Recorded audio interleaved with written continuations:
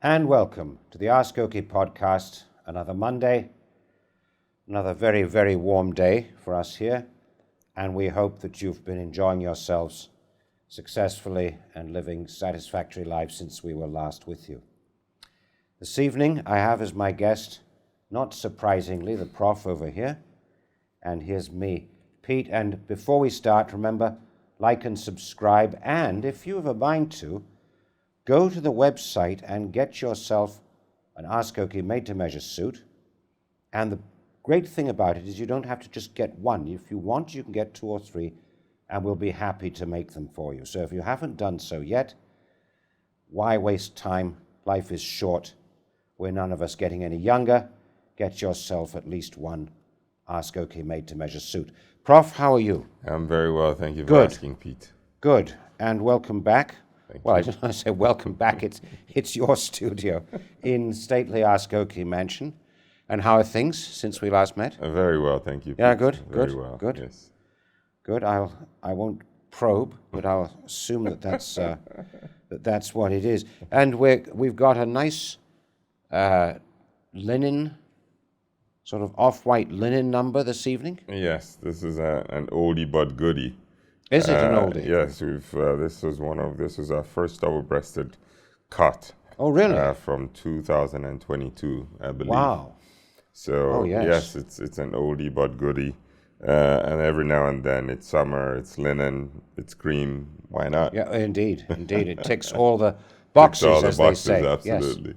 Yes, and we have not French blue, a sort of turquoisey blue shirt. Yes. Rather bold for you, Prof. You usually have the pale shirts. Yes, but I reckon since I was going with a light suit, usually you want some contrast, so I've gone with sort of a bit of I guess you might call it, some might call it an electric blue.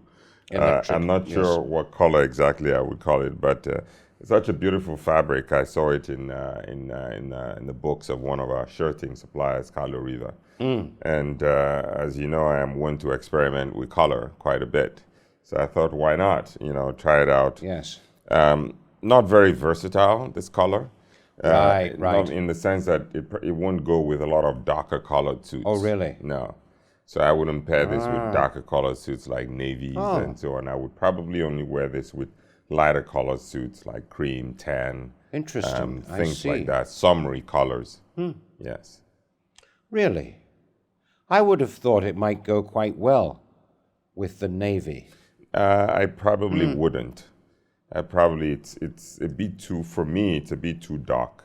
Right, okay. For your navies or your darker colors, your grays.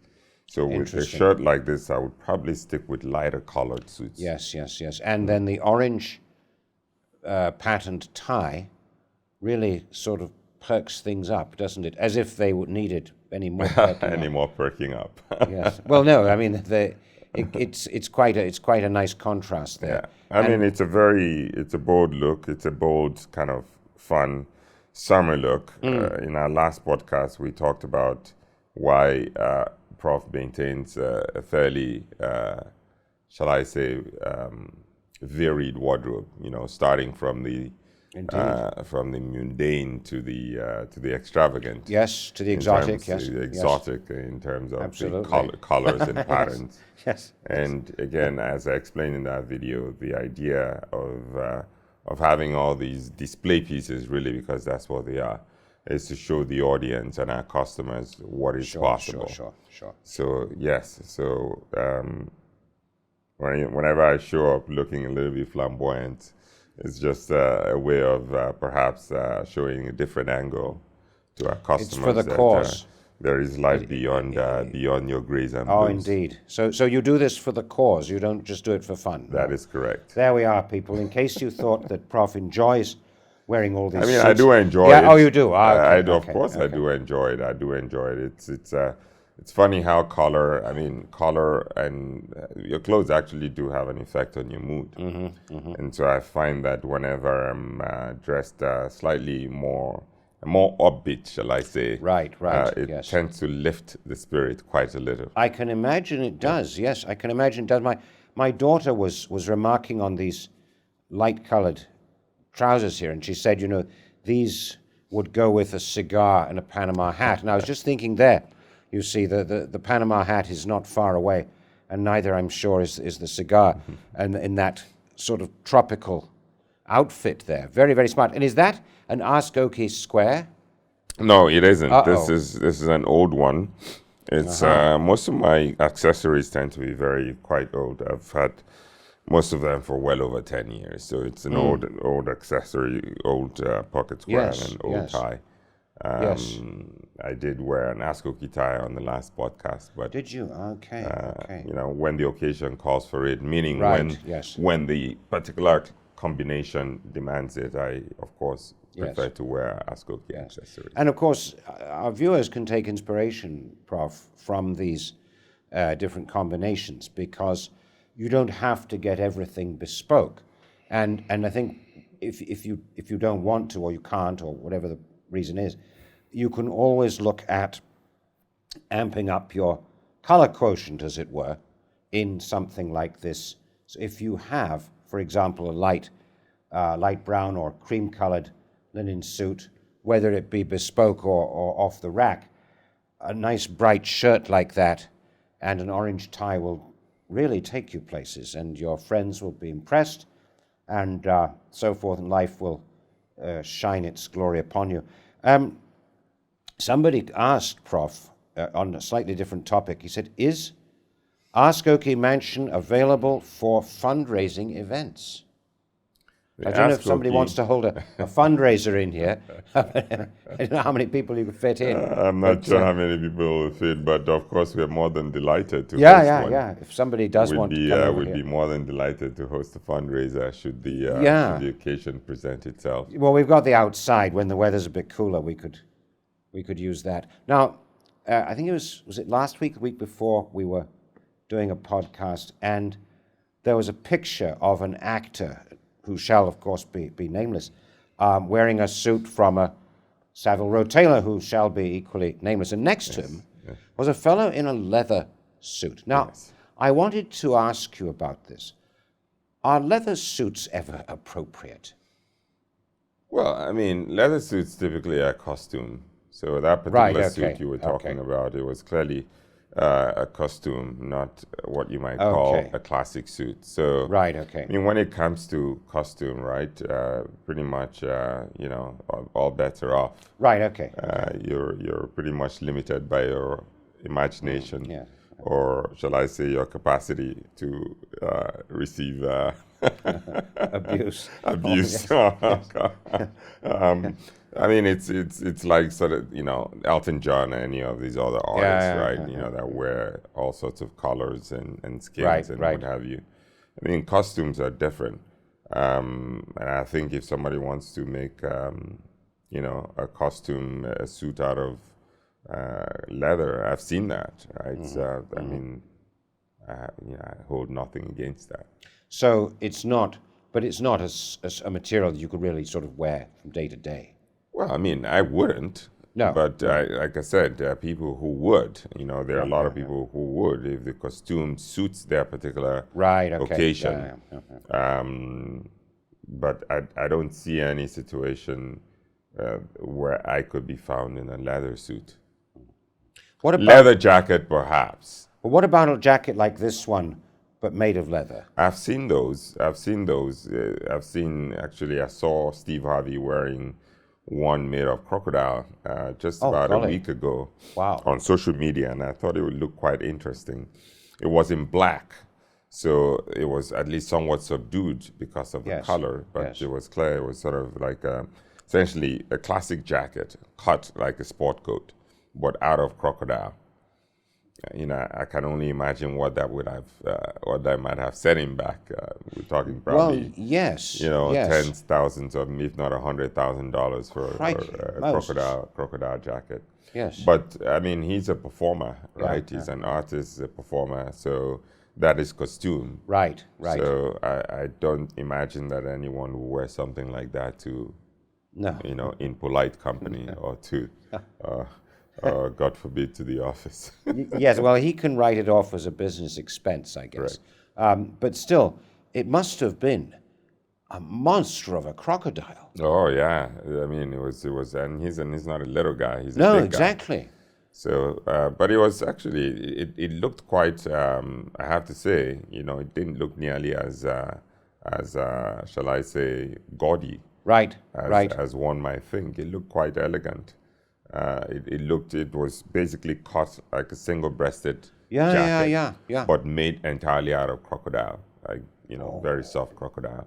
But it was black. Or alligator, black. Alligators are black. Yeah, Right. yeah. I remember in the 80s, lizard skin or snake skin jackets periodically. You didn't see them very often. It's not, and neither I don't think is crocodile awfully robust, because it flakes off. The little squares flake off and look pretty tacky. Well, it depends on how it's treated. Because True, a true, lot of these true. skins are treated, the higher end ones, of course, that are used by top end houses like Hermes for the leather goods. They're very highly treated. So you're not going to find those drying out or cracking. No. There must be real expertise. And then upkeep as well, because with leather goods, you have to oil them constantly. They require quite a bit of upkeep. Yeah, they would. As long as you sort of put conditioner on them and make sure they're conditioned and Like shoes. Like looking after shoes, isn't basically it? like looking after shoes. So they have to be regularly moisturized and conditioned to maintain that supple. Yeah, I guess they would, character. or they would crack, like leather jackets Of course, crack eventually, of course, don't they? of course. But even so, I'm just trying to imagine.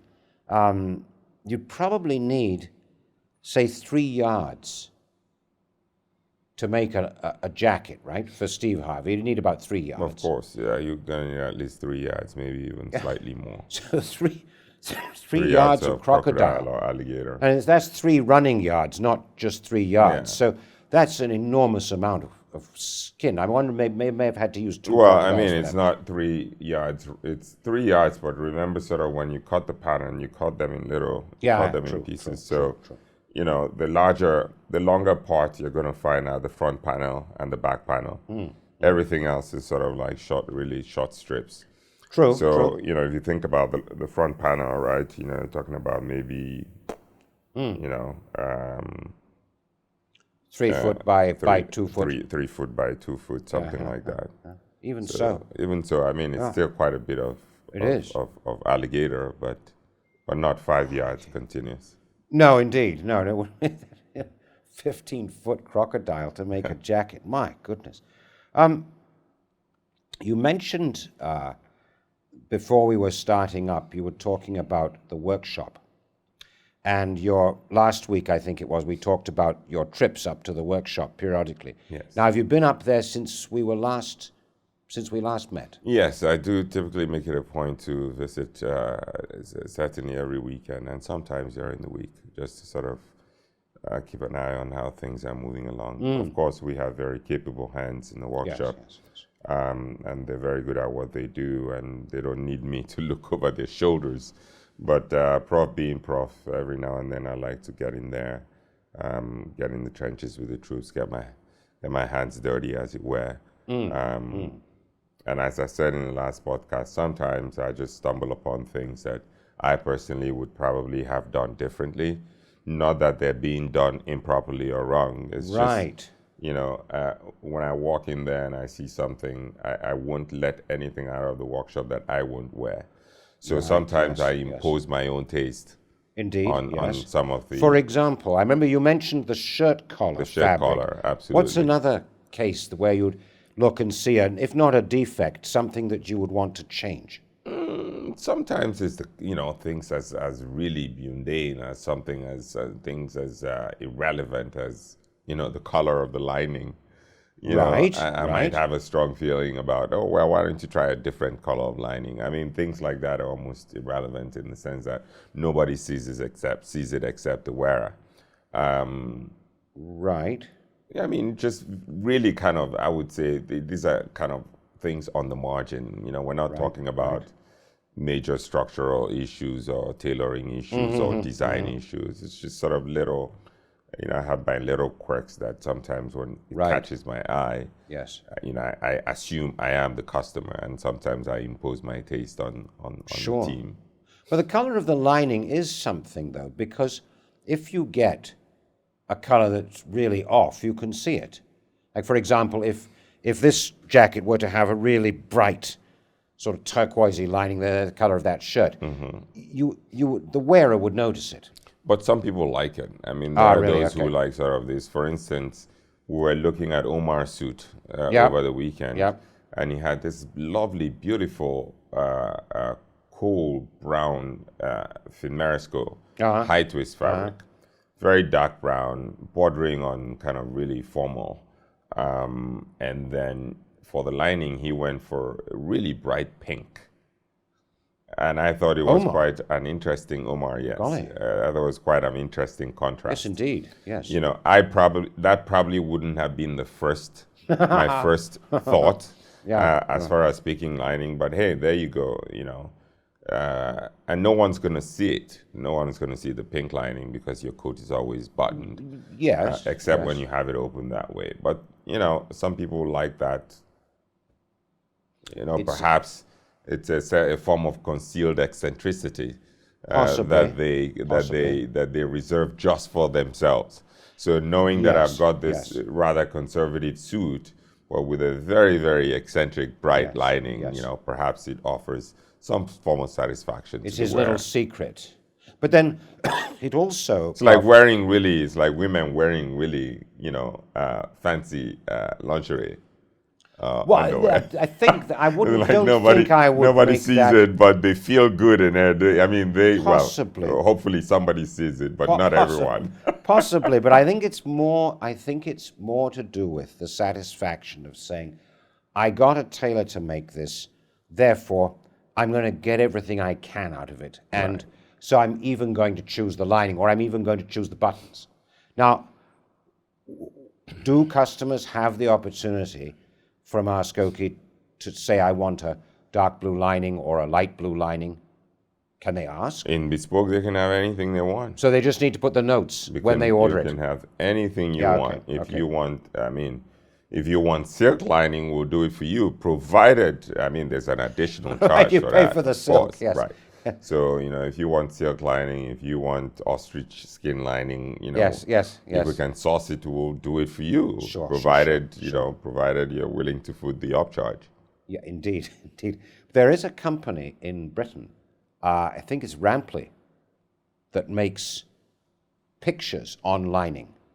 So you can order, for example, famous paintings printed onto silk or Cupro, or whatever that you're using, and you can use that as a lining. Correct. They also make patterned squares like that one. I think that's the same company. And you can buy, if you want a Mona Lisa on your lining, you could do that, and they have some sort of method for printing it on. It's very, very nice looking stuff. I've never ordered any, but interesting to know that. So you get I have a few of those. If you grab that check jacket. Which one? No, that one to the gun club. Keep going, keep going, keep going. Yes, that one. If you would grab it for me, please. So if you look at the lining here. There we are.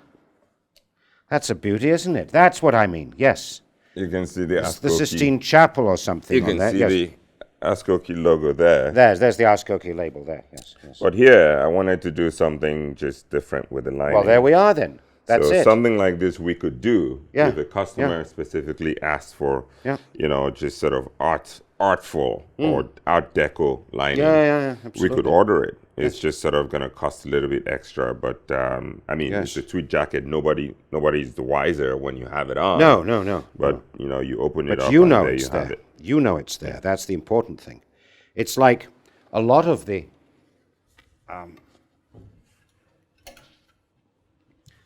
details of the bespoke, and not only bespoke, even the good made-to-measure stuff. A lot of the details nobody's ever going to see. And but you know it's there. And that's the important thing, I think, is that the customer knows that he got something that wasn't the average, whatever you can get, you know, is a little bit different from that. Now, in this case, somebody asked a question. I didn't know the answer. Does Prof wear +4s or +6s? I don't know why anybody would imagine that you do. You're not a golf player, are you? No. No, so that was the question. No, I don't. Fortunately or not, I don't. It's just something that's just never. I don't go pheasant shooting in the meadowlands of Scotland, nor do I play golf and at St Andrews. So, I mean, those are all sports garments. I mean, I do realize today they're quote unquote style or fashion statements or items. I just haven't found the need to be, I suppose, that versatile. But now we don't have them. But we don't have them as a pattern product. But we could, I suppose. I mean, we could design one. Just nobody's ever asked for it. Nobody's ever asked for it. Nobody's ever asked for it, and it's not. It doesn't come to mind when you think about sort of something that is commercially, shall I say, feasible. No, I don't think they'd be flying off the shelves, as they say. You might get an odd customer once every now and then, but that's in a way that's why we're there. Mm-hmm. But if somebody wanted one made, I mean, we could design one just for the customer. Sure.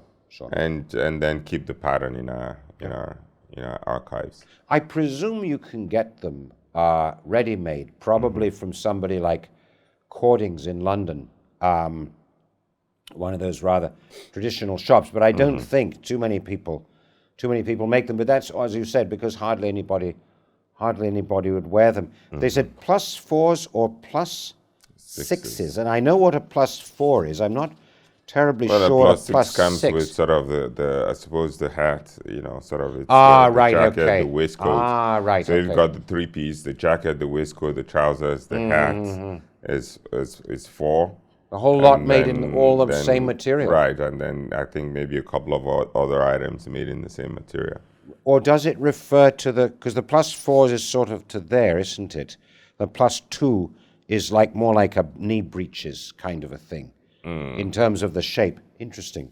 But I mean, wearing a cap made of the same material as your jacket is pushing it a little bit, Prof, really.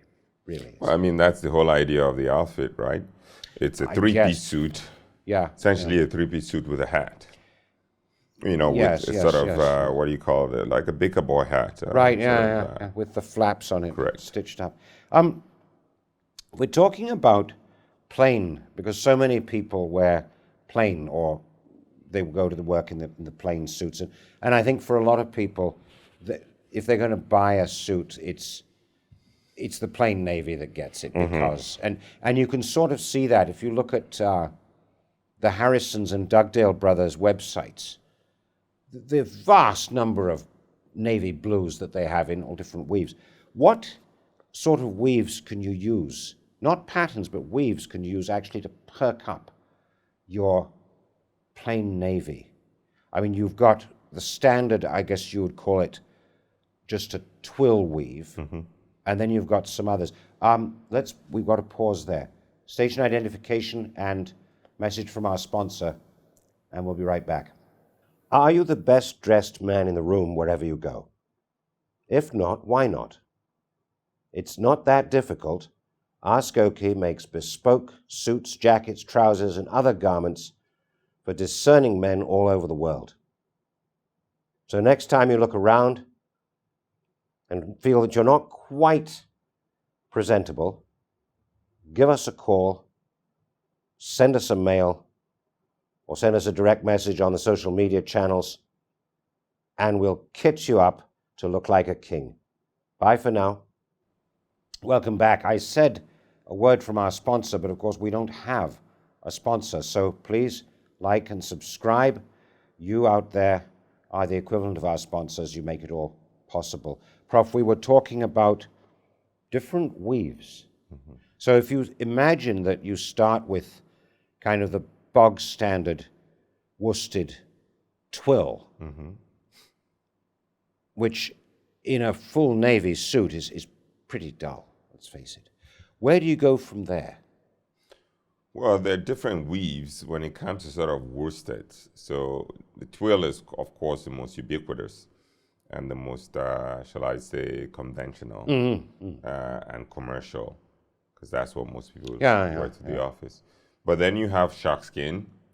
Now, what is that? So it's well, some call it pick and pick. Right. So it's sort of, it looks like a zigzag pattern. Like if you take, yes. you take a very close look at the fabric, it looks somewhat like a little zigzag weave. So it's called the shark skin or pick and pick. There's also what you call the nail head. Right. You have the nail head. You have bird's eye. What's the difference? So nail head is a bit smaller. Like bird's eye has those little bumps. Right. Little Yes. bumps. Yes. It looks like birds, like almost like bird feet, right? That's right. Yes. It's called the bird's eye. It's got like those little bumps when you come really close. Nail head is sort of, it's more of a kind of like almost like a basket weave, like when you come really close to it. So it's not a circle. Exactly. No, it's not a circle. They're like squares like this, but very, very tiny squares. Okay. I think those are the three primary ones. It's your shark skin, your nail head, and your bird's eye. And then you have things like your herringbone, like a self herringbone. Now, what's a self herringbone? So, you're going to see the lines going. It's almost sort of lines running in opposite directions. Yeah. Right? It's kind of like V's. Yeah, that's They right. look like these lines running in different directions. Again, I couldn't tell you exactly the science behind the weaving. As I always caveat, I'm not a cloth technician. But herringbone, it can be done as a self herringbone, meaning sort of it's done in the same color, or you could introduce the secondary color, in between the zigzags, in between the lines, right? Yes. You could have a secondary color. Yes. And that's like a little stripe. Exactly, like a stripe. Okay. So for me, those are sort of the four main variations of sort of plain worsted weaves that are not twills. Your bird's eye, your nail head, your shark skin, and your herringbone. And what about hopsack? Well, that's not a worsted, is it? Hopsack it can be a worsted. It can, again, is the way it's woven. So hopsack too potentially could be a suiting, but it's used more often for jackets. Is that because why is that? Just because it's more textured. Okay, right. So, but you could also have sort of very, very finely woven hopsacks that are very, very, that can be a suiting. So the main way to differentiate a suiting from a jacketing is that, suitings usually the weaves are very, very small and tight. They're very, very even. Is that how you do it? And jacketings, the weavings are sort of a bit broader and more open. Really? So if you look at a hopsack, right, you could have a hopsack that is a jacketing and a hopsack that is a suiting. The difference is going to be the size and the dimension of the weaves. A hopsack for the jacketing is going to be almost like a basket weave, like looser. Very open, looser. Be looser, and of course, I suppose that's because you can't make trousers so out of that. Yes, okay. It's not going to be able to hold at the seam. Yeah, and it won't hold a crease properly. Okay, so or even the seam, like the trouser seams, yeah. which take a lot of pressure. Yeah. So that's why you can use certain fabrics, for instance, even when we go to tweeds, you can't use things like Shetland for trousering. You can, but it's not advisable because Shetland is very openly and loosely woven. Yeah. So you can use it for a jacket, but they're not necessarily very good to, for trousering. Interesting. So if somebody's going there and he's going to buy this navy suit that he needs, or a dark gray suit that he needs, you've got a choice: nail head, herringbone, obviously, bird's eye, pick and pick, or shark skin, and the other one was twill. And your plain twill. The plain twill. So your plain twill is standard, right? That's what most people get when they go to the shop to buy a navy suit. Then you have your shark skin, or pick and pick. You have your bird's eye, you have your nail head, and you have a herringbone. Yeah, and these are all still worsteds. Right, and then maybe a hopsack. Right? And maybe that fine hopsack. If it's a very finely woven hopsack, maybe that could be a number 6. Now, there's another one, though, isn't there? Then you could get into the looser weave, the Fin Moresco That is a high twist. That's the high twist. Right. But that's a kind of weave, isn't it? It is a weave. It is not, I guess you wouldn't call it sort of a worsted. It's not, No. It doesn't fall under the worsted category. No, so now we're getting away from that. So now we're getting, it's still wool. Yeah. But it's not worsted.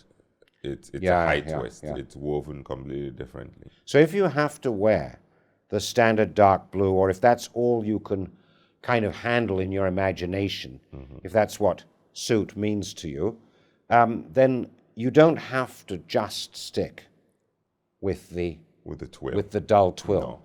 But even you could use a fresco, for an office goer. You could sort of create, you could, a lot of, especially in tropical climates, because fresco high twists tend to breathe better. So you can see a lot of office blues done in high twist, and they come out looking pretty well. Yes, they do. Now, if in that hot weather, should you avoid mohair? Mohair, no. Mohair is, I would say, summer fabric. Is it? Because Okay. it's also sort of very, again, mohair is, I mean, I'm not sure. Some people say it's a mountain goat. Some people say it's a mountain rabbit. Rabbit, yes. It's a quadruped of some sort, yeah. But the fibers are very short, right? So the fibers are very short, and it almost, again, when you hold mohair up to the light, the light comes through, so it's very openly woven. It almost feels to the touch, and it feels slightly rough. It's very brittle. Yeah. Usually it's blended heavily with wool, about 50-50 or even 60-40. Yeah, Because I think I've shared this in a prior reel, one of our early reels, that 100% mohair is so brittle that it could break. Okay. So you have to blend it with wool to stabilize the mohair. So usually a lot of what you call mohair is going to be 60% wool, 40% mohair, at most 50-50. Well, when they weave this mohair fabric, I mean, how would you weave it if you only had little tiny hairs? Because don't you need long threads Fibers. long fibers? Again, we're getting into weaving technology here, which I'm not, I self-admittedly, I'm not an expert in, but I just know that mohair is typically associated with, one is shiny. So it's shiny, it's a bit, it has a sheen to it.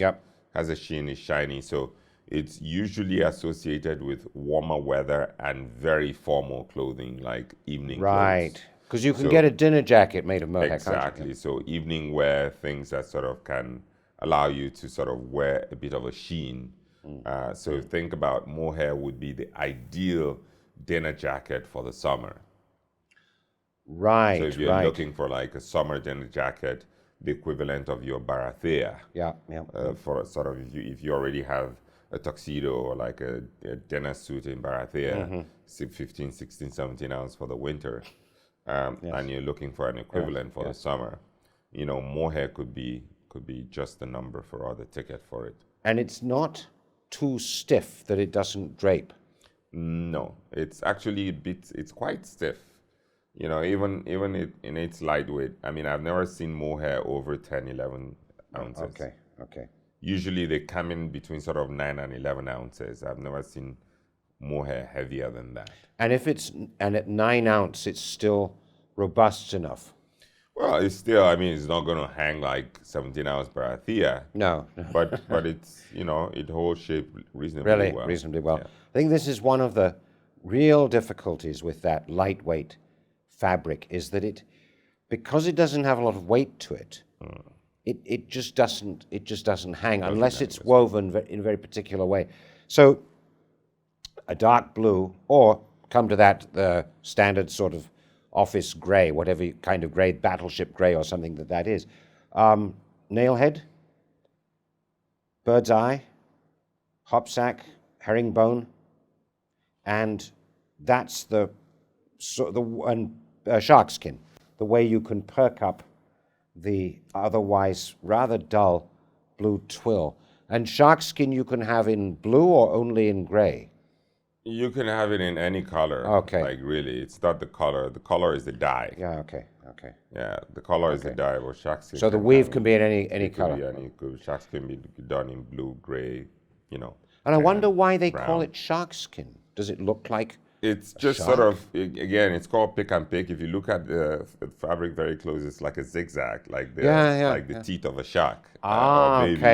Maybe it's sort of when you look at a great white shark, you know how sort of it shimmers. Sort of it shimmers under light. So if you look at shark skin, it has that quality. It shimmers slightly under direct sunlight. So that would do I'm not sure, but I could only perhaps guess. Yes. Take a wild guess that's why it's called shark skin. And then if you really wanted to push the boat out, you could go, for example, for flannel. So if you're thinking again of the dark blue for the office, you've got those worsteds, and I guess if you wanted something for the summer for the office, those worsteds would be okay because you get them in lighter weight. But if you wanted then something without going into colors and patterns, without going into stripes and glens and all the rest of it, you could still get something really looking quite smart in, say, a navy flannel, couldn't you? Correct. Like what Fox has, I think Harrison's has. Dugdale Brothers definitely has. Everybody carries a flannel. I mean, again, assuming sort of the weather or your climate permits. They're even in the winter. I mean, there are certain climates where you still can't wear flannel. So if you're in a climate where flannel is tolerable in the wintertime, then yes, it is an alternative. Though traditionally, flannel has been known to be more of a casual.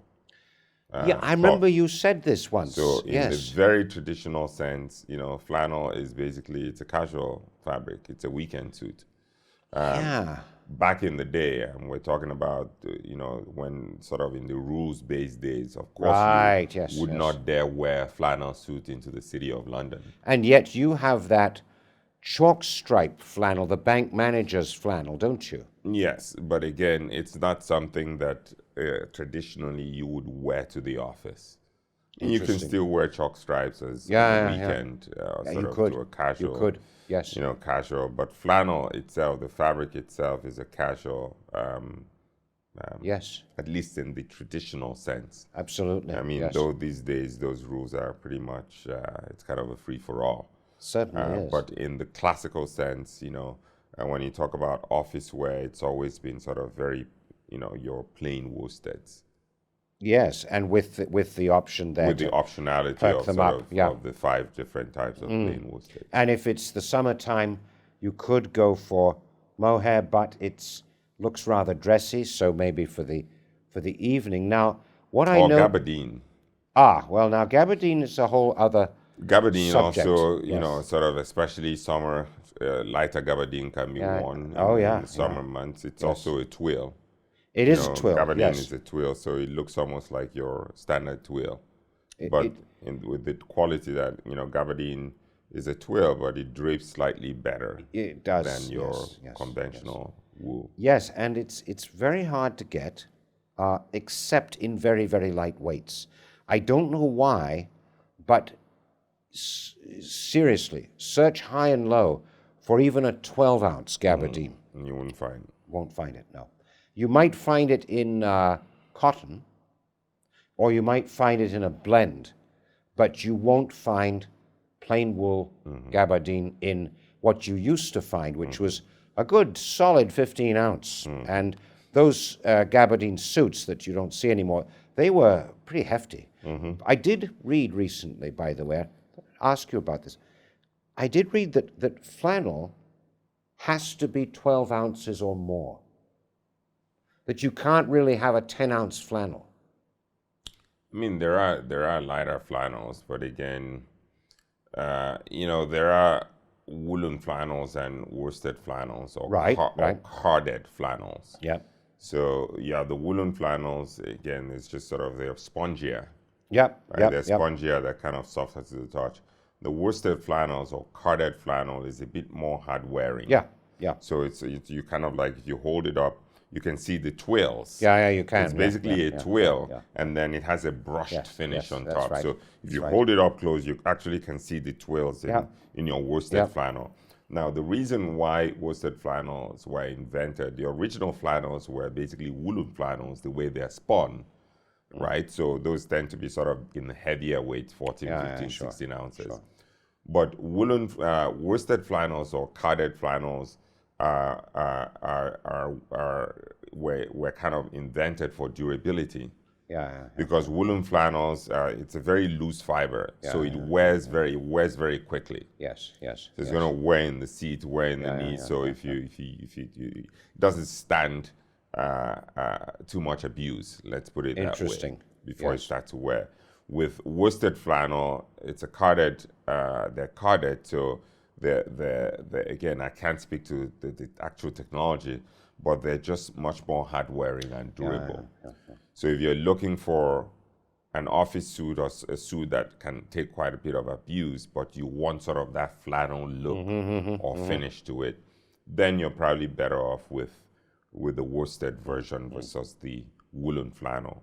But or a very heavy woolen flannel. But but even a heavy woolen flannel will probably wear faster than a worsted flannel. Interesting. And then you have these sort of like tissue paper flannels that they make in, Italy.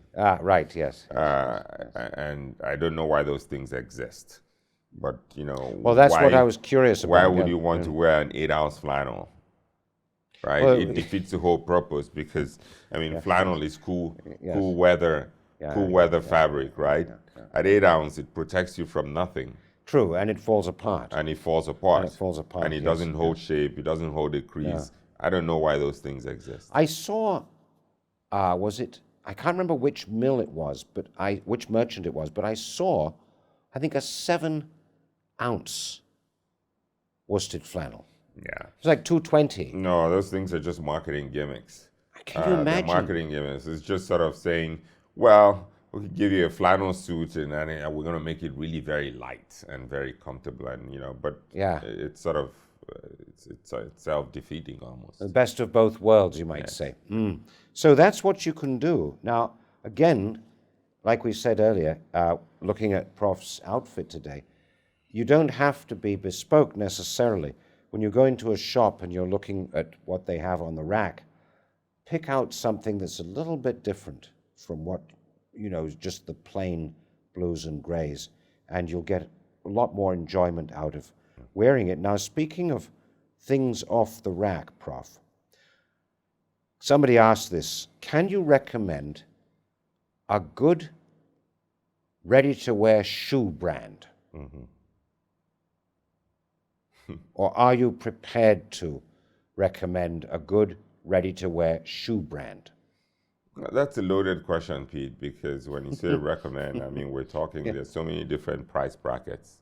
True. If you think suits have many price brackets, shoes have even more, because they start anywhere from like $100, $200, and they can go up to $10,000, $15,000. $15,000? Oh, yes. For shoes? There are shoes that cost $10,000, $15,000, ready-made. What are they made of? Croc skin, alligator. Okay, those exotic skins. Exotic skins, all kinds of things. So, I would say, I certainly won't recommend any specific brand, but if you're looking for quality, you start with sort of Blake stitched, which is just basically a glued sole, right? And then you have Goodyear welted shoes, right? Which is sort of like which is what at least most people should strive for. Like yours are probably Goodyear welted. Right. I can see from the welting. Stitched through. Right. Yes. Stitched through. You can change the sole when it wears off. So even from the I can see from the stitching is Goodyear, from the welting. Right. This is Goodyear welted. So I would say most people should aim, because Blake stitched shoes fall apart. That's cheap fast fashion. So I would say most will be well served, starting with Goodyear welted shoes. And you can find those for anywhere from mid 200s, to maybe 400 or 500. Right. And of course, into the thousands, depending on how particular you are about the leather finishing and so on and so forth. Interesting. And then after Goodyear welted, of course, you have the next level, which is hand welted. Right. Okay. Right. So like what I have on is hand welted. So Goodyear welted you could make in a factory, made by machines. Correct. Okay. Mostly they're usually made by machine. And then you have hand welted shoes, which are typically handmade. Right. So like what I have on is hand welted. So somebody actually stitched it. Yes. Okay. Yes. Like it's welted by hand. And I think the way you can tell hand welted shoes from is like you can see usually the sole is sort of much closer to the body of the shoe. Right, okay. It follows the body of the shoe a little okay. bit closer. Okay. It's a little bit more delicate. Again, I can't go into the actual technique, but in terms of the quality or superiority or cost, you have your Blake stitched, you have your Goodyear welted, and you have your hand welted. Hand welted, yes. And most, if not all, real bespoke shoes should be hand welted. But you can still get a decent pair of Goodyear welted, of ready-made shoes, I would imagine. Of course, that's what I'm saying. Sort of, you can have ready-made Goodyear welted shoes starting from around $200 to $250. I'd say $250, $300 thereabouts. Less than that. Decent pair. Less than that, you're not getting much of a shoe, really. Well, I don't know. I mean, I haven't looked at that market less than that, So you have sort of entry-level Goodyear welted shoes like Loke, some of the older British brands, Loke, and then there's some of the new, Spanish shoemakers, Miamin. There's a bunch of them that are out there. Carmina, maybe. Carmina, they're sort of entry-level Goodyear welted shoes in that $200-$300 bracket. Yes. And then you start going up to sort of the $500-$600 bracket, your Crockett and Jones, and some of your older British kind of Barkers, names, Barkers. And then after that level, you start really going into sort of the nosebleed section, Edward Green, Gaziano Girling. Yes. And then Cleverly. Cleverly, George Cleverly, and then the French shoebakers, and so on and so forth. Yeah. So there are a number of those you can get in that, $1,000, $1,200 up to, let's say, $1,500 range. Wow. Ready to wear. Now, how long do you reckon a pair of those shoes would last? 20, 30 years? I mean, with proper care, they should last forever. Technically, okay.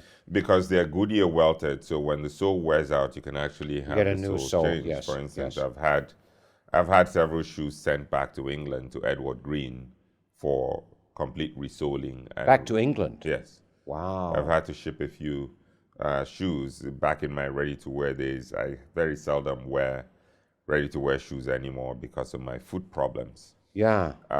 But before I discovered the gift of having shoes made for yourself, especially when you have foot problems. I wore Edward Green shoes for many years, and when I would wear the soles out, I would have them sent back to Northampton, and they would take off the sole and basically replace it and recondition the shoes. Wow. And the shoes would come back literally as new. Yes. So provided you care for them and you have them refurbished from time to time, they could last. The uppers are literally made to last forever.